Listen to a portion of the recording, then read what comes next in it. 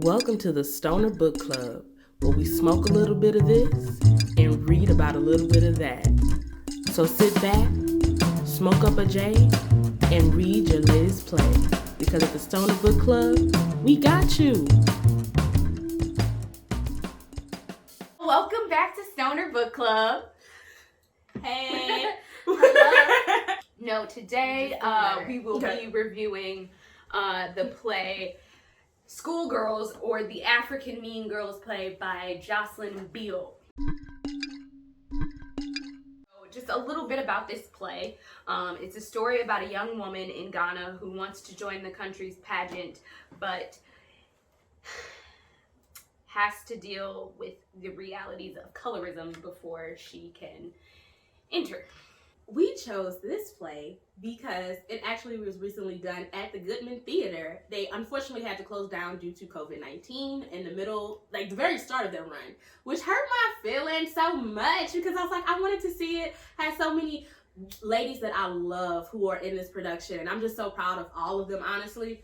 And it was unfortunate, however, Goodman allowed it to be video recorded, and they actually put it up on their site for like $20 or so for a 24-hour viewing stream of it. And so we watched the stream, read the play, we watched the stream, and to see the difference between it being on the play and the script versus actually seeing a live action version of it. I think both are great, but I'm glad that I personally was able to see a physical manifestation of it. We definitely wanted to pledge and ask that question that we were asking last week about Fairview, about would this be better if we watched it? Probably. Fairview probably would be better if we had watched it. This is great. This is great. Regardless. This was great on the page, and it was great when I saw it. Yeah. It was written, of course, like we said, by Jocelyn Bioh, and directed by Lillian Brown. Some of the cast members are Adia Ali playing Gifty, who I love.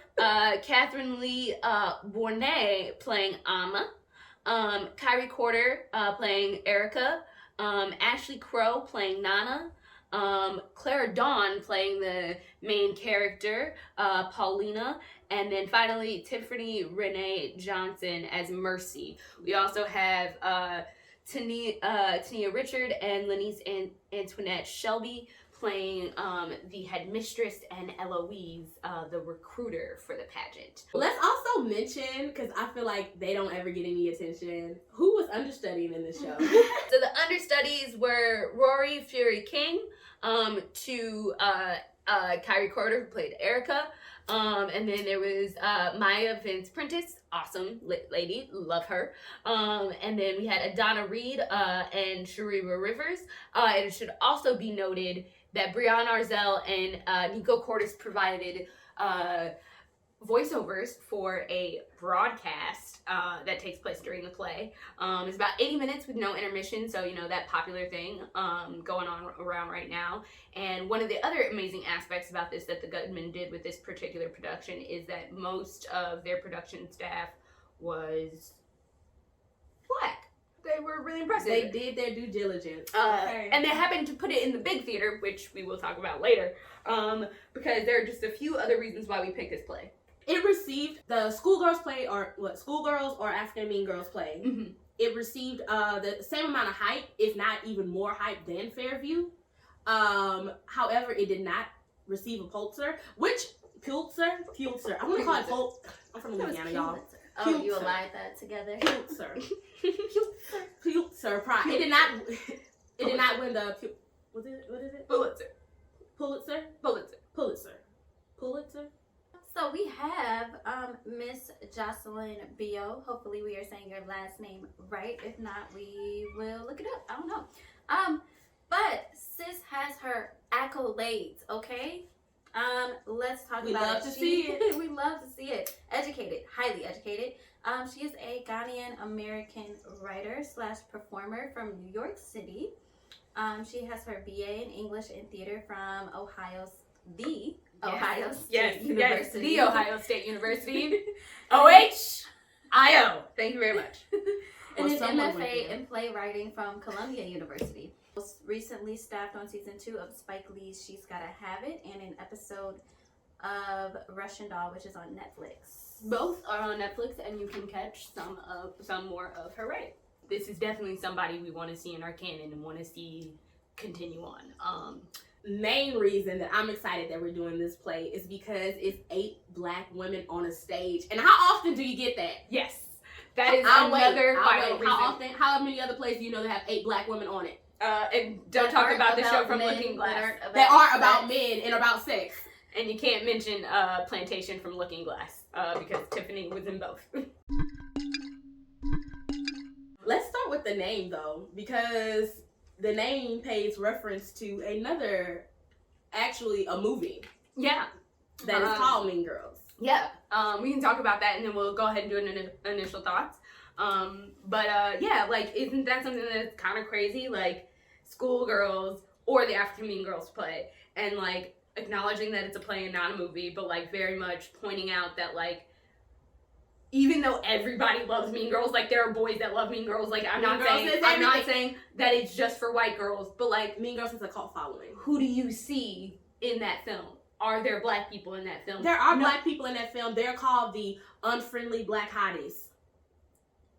Katie, her fake name, she goes up to the black people and she's like, speaks to them in a language, an African dialect or a language, but she was raised in Africa, so she assumes all black people are Africans directly.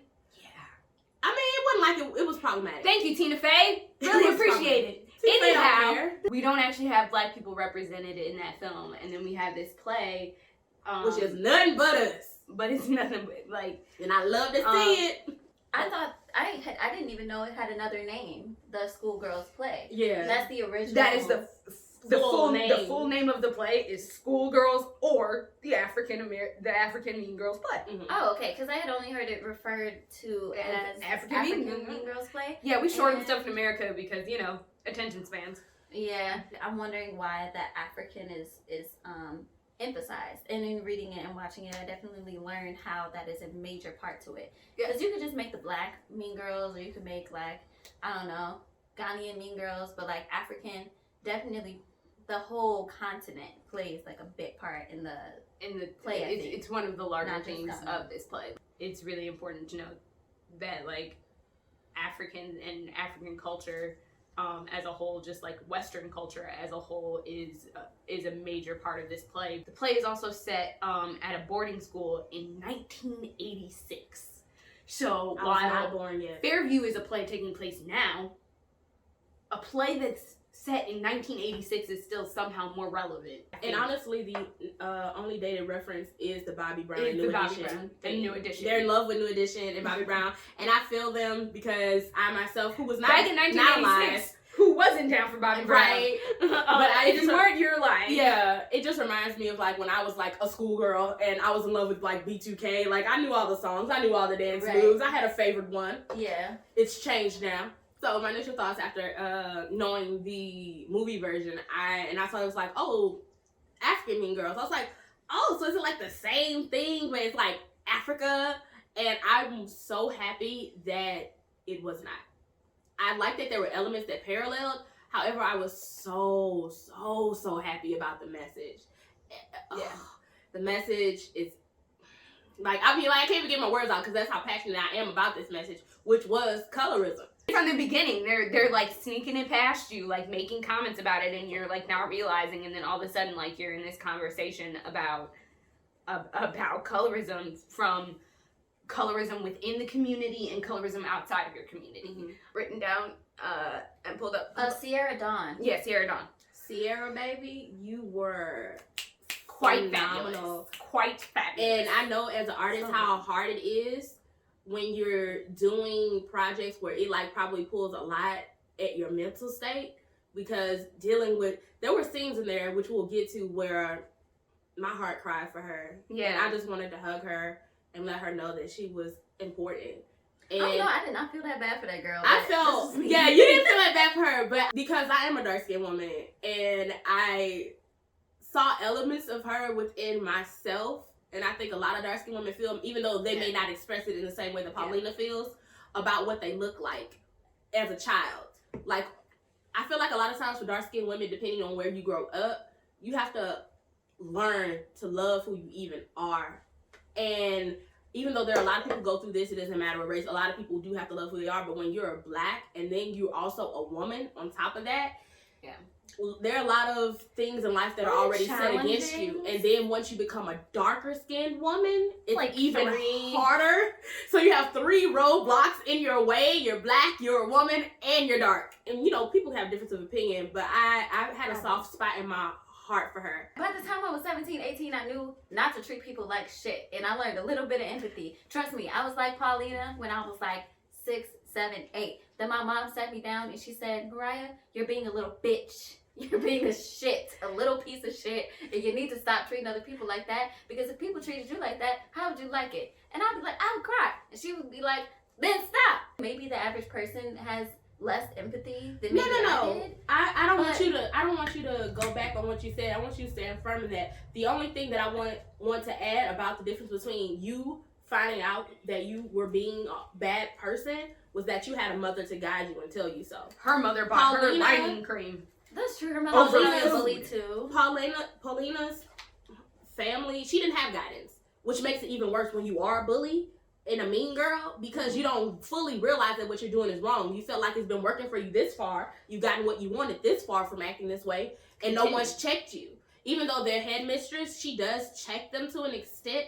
However, it's not her mama. Jocelyn had chose in the script to write in Paulina's character description that she was still likable, when like page 1, the first thing out of her mouth is not a likable thing. It's nice, nasty all the way. Like, it immediately, you don't like this girl because she's mean, because she's petty and nasty and bitey to her friends. I think she means that she's still likable because what she does so well with the headmistress, but also what's gonna happen for dark-skinned girls watching her is that, like, you are gonna feel that sympathy, you are gonna feel that empathy, and you're gonna feel that early on and quickly, but like, this is both like a testament to the writing of the character, but then to Sierra Dawn as well. Like, the close-ups that they would do, like the nice nasty smile that she had just prepped and perfect, the way that she always knew how to be turned on and ready for any moment, and like just how she could just flip the script and be like, I'm gonna be nice, because the second that she is actually mean, like just like all out, like just want to be nasty, like, you're just like, you're kind of shocked, because it was like, well, at least you just seemed like kind of a jerk before, but like, no, you're an asshole now. And like, it makes you feel better. You can tell that it relieves her. Like, she has to get that out. And I know, because I used to be that, and when people push me to that level, I can still be that currently. So it's like, that's why I don't feel bad for her, because I know that there's always the choice to stop and look at yourself. But at 18 years old, when you don't have that guidance, and you're a teenager, they build hierarchies. Like, it's the who's at the top of the food chain. Who's at the top? And she needed to be at the top of the food chain because she didn't have anything else. She didn't have anything because else. In Ghana, she was just another little dark skinned girl.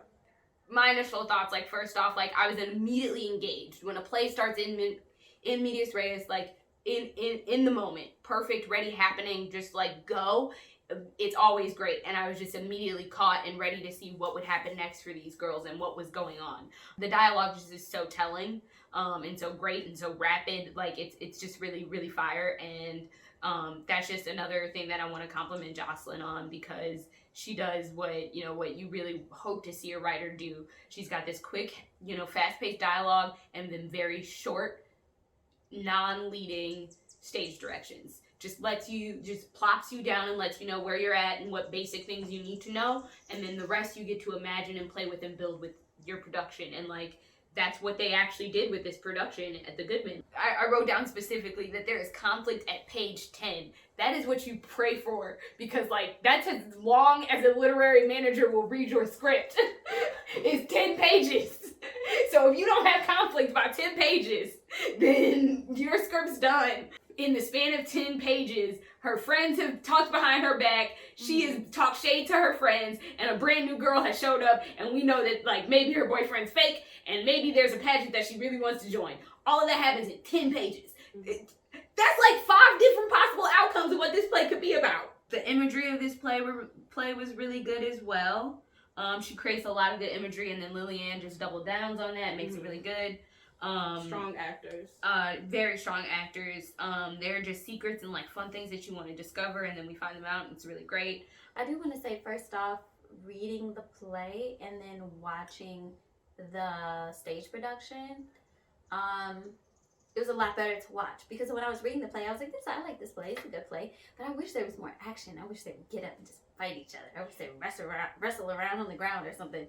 And they didn't have actual fight. I would have loved if they had a fight. Yeah. Oh, if they could have put hands on each other, this would be a very different play. And 12-year-olds would not be allowed to see it. That's why the Goodman made tickets $35. That was that and COVID. When I watched it, the stage production, I was like, okay, look at these actors making choices. They're doing things that like I didn't think of when I read the script, which is good acting. I was wondering about Eloise, who's the Miss Ghana in 1966. And she won't let you forget it. She will not. She wearing her sash. I was wondering what the color of her skin was, because she did have a lot of colorism in her lines and her character's being. I'm wondering if that was a casting choice to make her dark skin or make her light skin, and how that relates to the story. And also the distortion of how the United States looks to these African girls. Honey, they go crazy over White Castle, and they think White Castle is this big castle where Erica's like aunties, not Erica, Paulina's aunties and uncles are getting the finest food. New York's Chinatown are getting the finest fashions. And to live in this country and read that is kind of hilarious. Hair is significant for costume. I noticed in the live production, in this particular Goodman one, they all had all these afros, but Paulina's was the only one throughout the whole play that had anything done to her texture. Hair. Yep. Yeah, pushed back, pushed to the side. Hers was the only one really done. To talk about Eloise for just a little bit, like that's what I was talking about, like with the beauty and the subtext of the script, because that first meeting, we'll dive more into like what happens when we talk about part 2.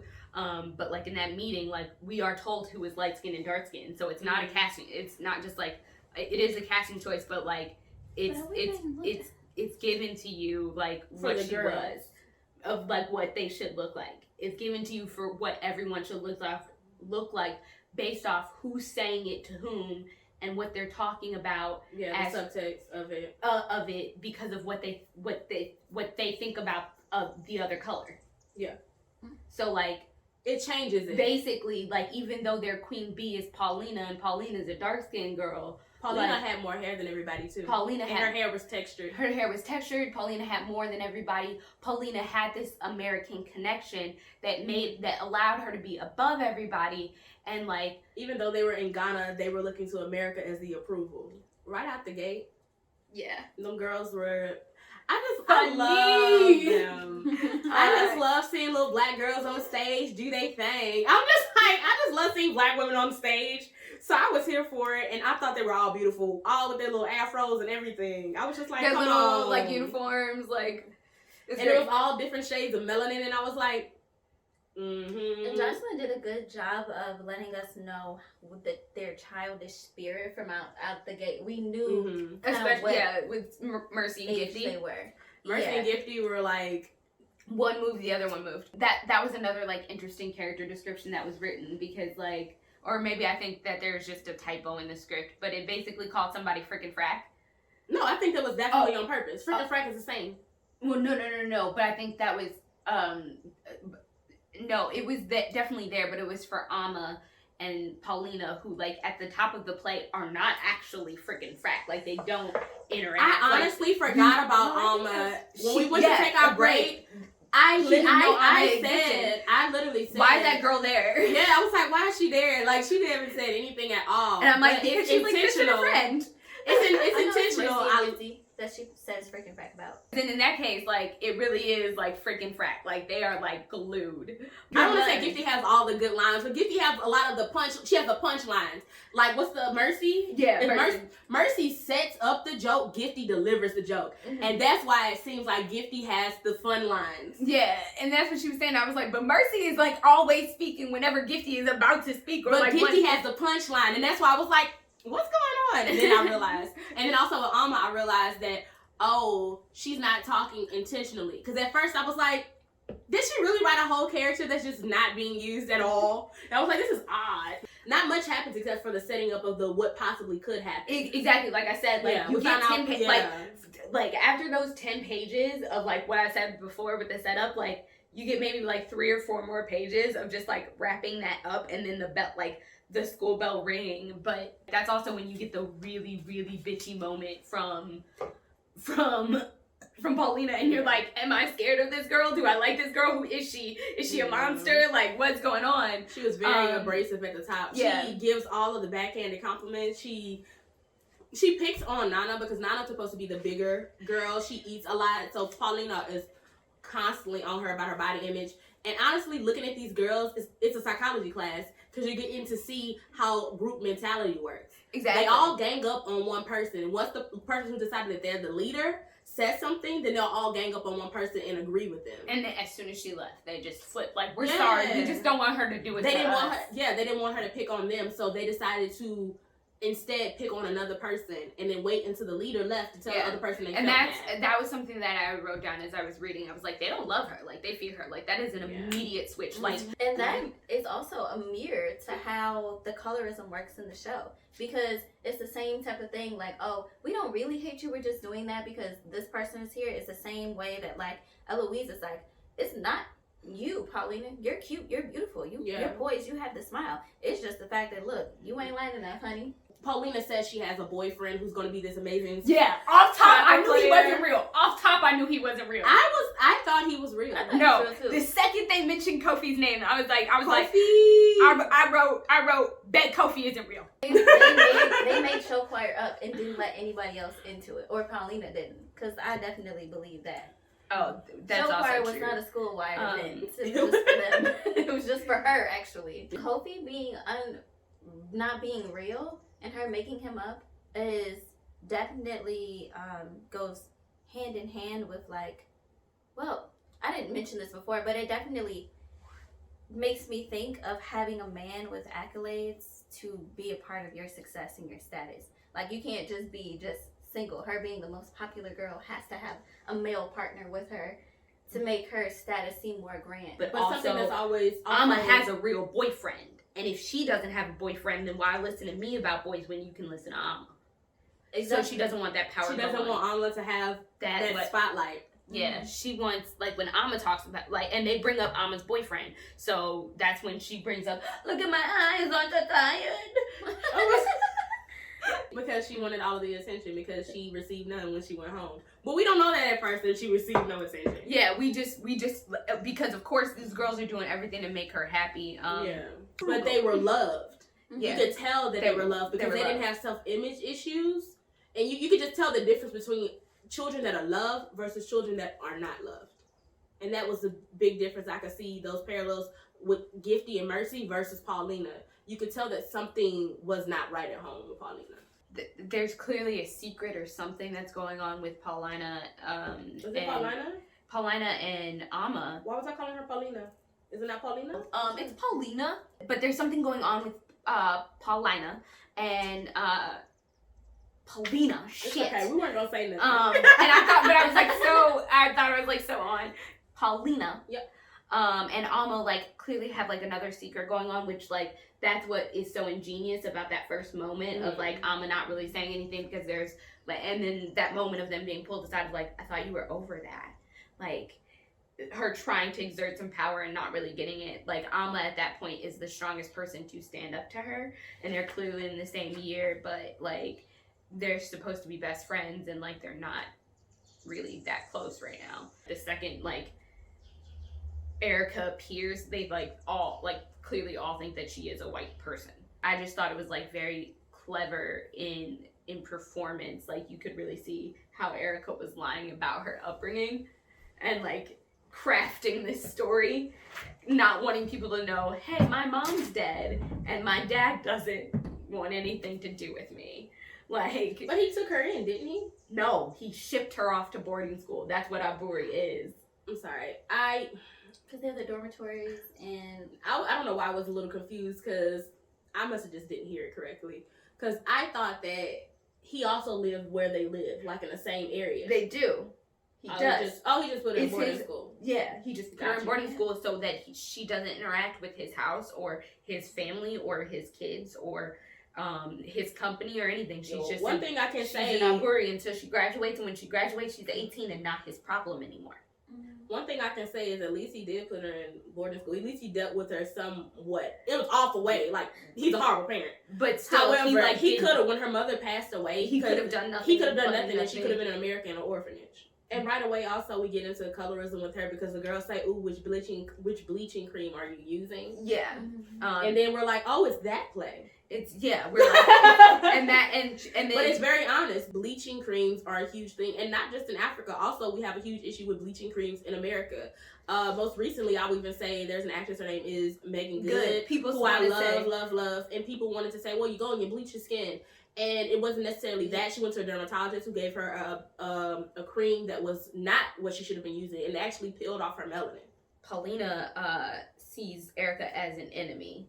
Obviously, she sees her as competition. Yeah, right away. And the girls are so interested with her. And she sees her as competition and like not for her right away. Part 1 ends with her just making this total shift when she gets Nana to like do her bidding and like she makes Nana go to the headmistress's office and get Erica's files so she can find out all of her history of who she is so that she can have dirt on ammo. Ammo to be able to do what she needs to do. Like you get this complete tonal shift from Paulina when she gets Nana do her bidding and gets the file, asks and makes her get the file and threatens all that she's really there for. To be able to graduate, she's like, if I get a certain amount of detention, then I won't be able to graduate, and that means so much. My education means so much to me.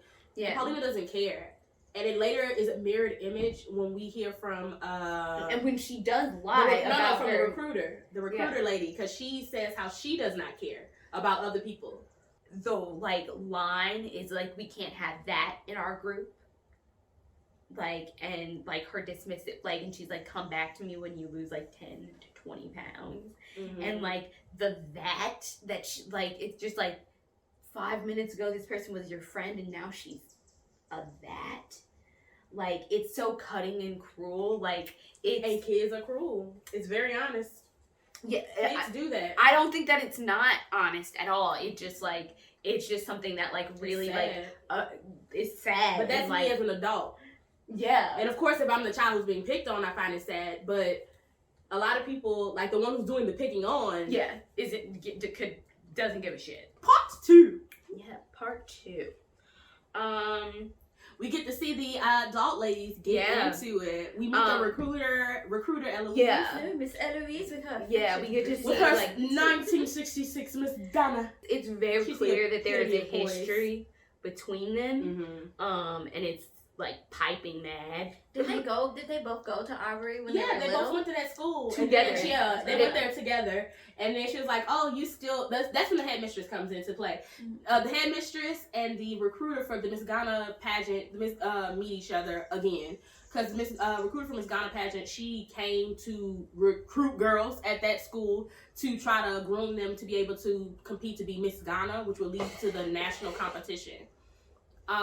So they come and they have a meeting with each other first, and you can see that she has elements of Paulina. You're like, wait a second, is this Paulina as an adult? That is literally who this woman is. That is exactly what I wrote. I was like, immediate parallels. Eloise, she didn't care she was a black manager, but yeah, she didn't care enough. Oh, she gets you fired though.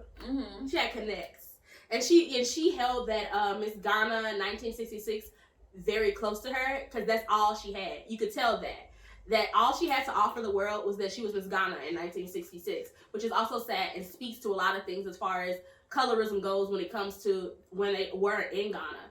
The fact that no matter her accolades, her exact words was those GMU judges didn't even look at me. They didn't. Yeah.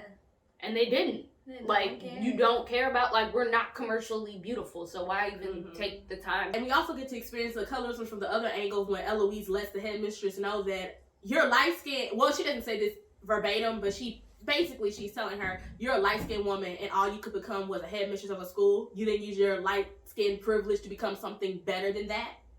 Like, how do you know that's not what's her goal in life? How do you know that she's not living her dream right now? And that's true, but I think, teachers. I think she's very stuck in the whole colorism issue of not being appreciated for her own skin, that all she can see is what people's outer beauty is. She doesn't even, her mind hasn't even wrapped itself around that they're more to life because she's been so ugly for so long. Especially to herself. This is what colorism does. It can make the young, dark-skinned black girl turn into that hurt and damaged and angry black woman, which is like horrible to say black woman, angry black woman, because it's a bad stereotype for black women.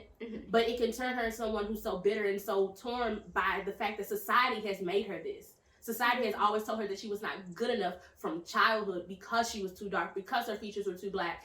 And then she grows up into a woman who then goes and defeats the very dreams of a little girl who looks exactly like her. Nana really just like it was great to see her stand up for herself, to see her stand up for herself and to turn around and just like take that back. But it also just proved how much they like really didn't like her because they were so quick and easy to turn on her. Just like that was the other thing, like Erica just takes power so quickly. I will say that Erica didn't do anything that was horrible or anything like that, but I also didn't want it to be like, oh, the poor biracial lady needs a hug, but then I also didn't want it to be like, but she didn't. Erica didn't do anything. Yeah, she didn't. Unless she did something that I missed. No, she didn't do anything. Everything like a lot just kind of like revolves around her. She doesn't actively do anything. This was Paulina's play. And that's why this play should have been called Paulina and them other girls. Part 3 is honestly when it all comes up to a head, where all the major conflict is like, it's reached its peak. Now we about to boil over. Yeah. And Do they not fight? The girls are training for the pageant. They're rehearsing for the pageant. I like how in the script of this play, when they are doing that scene, they go through the transitions of like people's voices and how well they sing or how well they can sing. Are attributed to basically where their character stands in the play. Of course, Mercy and Gifty are like the worst singers of the group because they're the comedic relief. Right. Alma's like decent. Yeah, Alma's was decent. She came on and had that vibrato, and then I think she says in the script that Paulina's is nice and lovely and it's great. It's obviously good, but then Erica comes out and just lets it rip like Whitney Houston. Did let it rip like Whitney Houston. Erica did her shit, baby. Amazing singing voice. Also, like their immediate turn on her is just like a real. I was like, wow. They immediately were like, whatever when they saw her, and I was just like, dang. I mean, I know she was horrible to y'all. My thing is, I'm so far removed from that because I'm not a kid anymore. I understand the reason why she is the way she is. So me understanding her reasoning is why I was like, ooh, baby girl, ooh, because she goes off on it. The recruiter comes in to watch them have their rehearsal and decide which girl she's going to pick to actually compete in the Miss Ghana competition in the pageant. And after Erica sings, everybody runs up to Erica telling her how wonderful and amazing she is, but no one tells Paulina that she's amazing and wonderful and a great singer. And no one has ever told her anything at this point in the play that has been genuine about how good she is at anything, because she's been so threatening with the girls. They have not given her, the headmistress has. So that's like the only motherly figure she has, because her parents really aren't in her life like they should be. She doesn't even know who her dad is. Yeah, she doesn't know who her father is, which also makes a parallel between her and Erica, because Erica doesn't know who her father is either. Even though he brought her over to Ghana, he shipped her off to a boarding school. So he wants nothing to do with her because she's a estranged child. And her mother's a white woman and he's black, and he has a black African family in Ghana, and then he doesn't want her to be a part of his success. She is a secret. Which I thought was interesting though, because if this whole play is centering around colorism and like lighter, fair skins are better, and all these white women are winning the MGU competition, why would you want to hide your white child? But it wasn't with your black wife. Like, he has an image to uphold in Ghana, so a like bastard baby would be very. And he's like a big company owner, a big smudge on his record, and it's like, oh, and then you went and had it with a white woman. Before they decide who they want, don't they have a fight? Yeah. And then like they the girls go off. Alma goes off, and like Alma has an amazing monologue. Alma goes off. But then like also like Nana too. like after the boldness of getting kicked out, like the way that she challenges Paulina at the beginning of that scene, like, like, do you have any cream? Do you have any cream? My hands are dry. And so right away, from the very top as it's starting, as Paulina is like giving her speech, she's practicing her speech at the pageant. Her little pep talk to and herself. she puts the cream on her, all over her face, the bleaching cream all over her face. And for you, those of you who don't understand, bleaching cream burns your skin. It's kind of like how perms burn your scalp, or relaxers burn your scalp. Like, it's not something that you should put on your skin. Like you said, her mom, instead of buying her food, her mother bought her bleaching cream, which we find out in the fight. And she literally says, because she's the darkest one in her family. Because this would do me better than food. Is to be lighter skinned. Which is sad. It's always interesting because I'm not super light skinned. I consider myself medium skinned, but I have a twin sister and she is very fair skinned. She's like yellow. Yeah, I remember seeing her. Right. And so just growing up, it's like she got the same, I mean, sometimes me, but not nearly as often, but got the same kind of question. It's like, are you mixed with something? Yeah, are you mixed with something? And like, what are you doing to use this to your advantage? And like, how does it feel being like this? That's the part I feel bad for Paulina about. That's the part I feel upset about. Not the way she's treating other people, but the way that the world has brought her up. And broken her down at the same time. And she's only 18. And her spirit is already so broken. It's like, where do you go from here? Yeah. Oh, yeah. So they get in a big screaming match, and everybody's secrets come out. We find out that Kofi isn't real, that Erica is outside, out of wedlock baby. We confirm that Paulina has constantly been using bleaching cream. Like, this isn't a new thing for her. She actually went to the hospital behind it before. Because her skin blisters, which is like, I'm telling you, it's not good for you to use bleaching cream. One of the lines that really just like cut to my core and hit me, and it's like during their fight, Amma tells Paulina, like, you don't even want to be yourself, like, because of the bleaching cream. And it's like, and that hurt my feelings, because I was just like, because she doesn't. It's so crazy to me. It's like a little girl feels this way about herself because society has taught her that she was not good enough for just existing. And I think it was also interesting in their argument, Erica and Paulina get into an argument after the headmistress is like, hey, y'all need to sit down and talk this shit out. So headmistress leaves and they have this conversation, and at the end of it, Paulina's like, the world has already decided you're more beautiful than me. And then Erica keeps on insisting that's not true. That's not true. That also just hit me on the heart. That one hits me as hard as like everything is mine and pass over. Like, it just, because it's a truth. Even if you decide that you're not going to be colorist, if you decide that your color is not going to hold you back, like in the way that Eloise has, that she's like, Eloise has decided so much so that she's going to get all the darkies out of the way. Just that just made me cringe. And she said she didn't care as long as she won.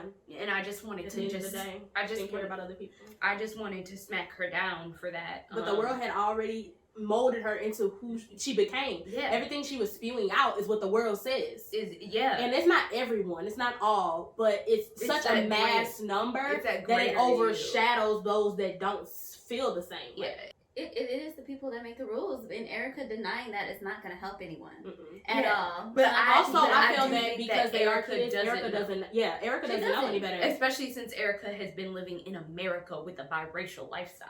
No, she hasn't even been living with a biracial lifestyle. She's been raised as a white girl. No, I'm saying she looks biracial. She clearly looks like she's mixed with black. However, she was raised by a white mother, and she says that the white kids didn't even want to be her friends, but she was engulfed into white culture or whatever culture in that neighborhood, white American culture. Portsmouth, Ohio. So it's white. It's white. Yeah, so there was no one else around there that was black. And her mother was white, so she can't tell her anything about black culture like that or try to immerse her in it. Her mother should have. Another thing I think that wasn't fully developed for Erica, but is not Erica's play.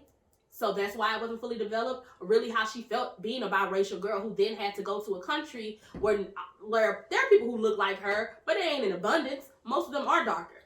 And it's a culture she doesn't even know whatsoever. Even the way that Eloise like moves her mouth around that word and the spectrum of black, and like wants to push the color line and is willing to break all these rules in order to do because that. it was against the rules for Erica to even be considered for the Miss Ghana She's pageant not because she's Ghanaian. not Ghanaian. She is biracial, and that disqualifies her immediately because she also was not born there, which was another rule. And it also shows you how privilege works in her favor. Yeah, Paulina has all the privilege. things you need in order to be the pageant Ghanaian queen. However, she does not even get a chance to be a part of the pageant because Eloise picks the lighter skinned girl because she says it'll open doors and that it'll try allow you to again win. next year, Paulina. You'll be able to win next year because a biracial lighter girl was able to make it this round. And then the epilogue comes, and the epilogue, honestly, I feel like the epilogue just says, see, black people, none of you are special. The epilogue just like it happens so quickly after the scene of this fight, and then Paulina telling, you know, this biracial girl who would never like understand or get it, no, it really is different for me. Mm-hmm. I'm the world thinks you're better than me, and then like to be told these doors are gonna open up, and then In the epilogue, when they actually watch the pageant, the top 10 semifinalists were all white women. Erica doesn't get picked. The top 10 semifinalists are all white, and it honestly ends on that note. it ends on that note. And I all wrote the girls down, I look wrote down so the line. sad. I wrote down the Yeah. line that Anna wrote, or Anna says, not pretty enough. And like that's the message given to black girls. We're not pretty enough. And that's what I love about this play. We are talking about colorism the whole time. Every angle, every side, because we have light-skinned people missing the point and the hatred that dark-skinned women feel. And some, and not all, but some. Yes. Not all, but some. But in this play in particular, the hatred of the self-hatred that these black Paulina, women feel. because the other Eloise. Paulina and Eloise. Yeah, they're completely the same person. Oh yeah, and just remember, it's not just dark skin, or as the light skinned women both say, and as you know, Eloise like pitifully points out, like you didn't use your privilege, like you became a head. I'm still a black woman. Right. What kind of privilege do I have? Like just because I'm Exactly. light skinned doesn't mean shit. I'm still black. I'm and still a woman. black. Yeah, what she meant by that is what I feel And what Eloise meant by that is that you have the opportunity not to be poor because you are lighter skinned, so you are more desired. So you have the ability to get a man who has more money so that you don't have to be a headmistress. Yeah. You don't have to take a job where it doesn't benefit you financially. You don't have to do anything because you're a lighter skinned. That's the way that she saw it, but that's not the way that the headmistress felt, and that's not who she wanted to be. Erica explains it from a biracial view. You're not white enough for the white kids, and you're not black enough for the black kids. So, like, where do you go? Oh, yeah, nowhere. Although I do see the side of like how Erica was. Like she's biracial, but brought up with a white mom in a white neighborhood with all white kids, and like It's that like, definitely can have an effect on isolating. how you that are makes as you a person. culturally white. Yeah, that makes exactly. you She culturally 100% was a white woman. So it's like you should never have to choose between being the two, but sometimes people's upbringing forces them to kind of like hang on to I think one like side the more only than thing the that other. I think the only thing, and again it's the subtext, I think the only thing, like, because I do think she is like, she has some culture and understanding of blackness, is that she knew her dad didn't want her. She knew her dad was black.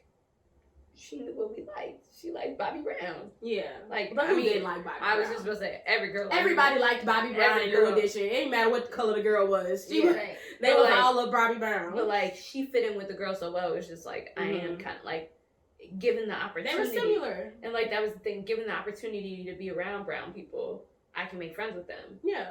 Ultimately, I think this play was a pretty good example of learned behaviors, especially when it comes to colorism.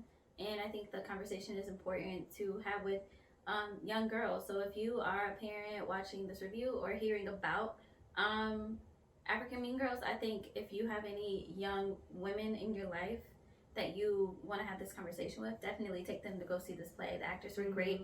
Their voices were it's great. recommended 12 and up. Like 12 and up. for a good reason. 12 and Like, up. sure, You'll they're see it. swearing. Like, let them hear swearing, just Because so they can, swear when they ain't around you. I know I was swearing at 12. They I was 9 years but, old yeah, saying and things like, I shouldn't have said. honestly, it's a good. It's a very good play. It's a very good play, and it teaches. It's what we ask for in theater. And the main message that I really got from it, well, from us talking, is that you are enough, Black girl. Because even at the end, their curtain call song is Brown Skin by Beyonce. Yeah. And even when the world says you're not enough, even when everybody in your life says, no, it's not enough, you still have to look at yourself in the mirror at the end of the day and still walk away loving yourself. Absolutely. Yeah. I think that's just absolutely true. Like, 100%. And if you liked our review, like, share, subscribe, comment down below. We really want you to comment. Let us know which plays you would like us to review, because we have more seasons coming. This is our first season, but we're not going nowhere. Yeah. So comment down below. No, let us we know. are going. Let us know. Though what the you next would like to time you see. see us, we will be doing Is God Is by Alicia Harris. So, this is Perceptions Theater presenting the Stoner Book Club, and we are signing off. Y'all stay safe out there, and know that you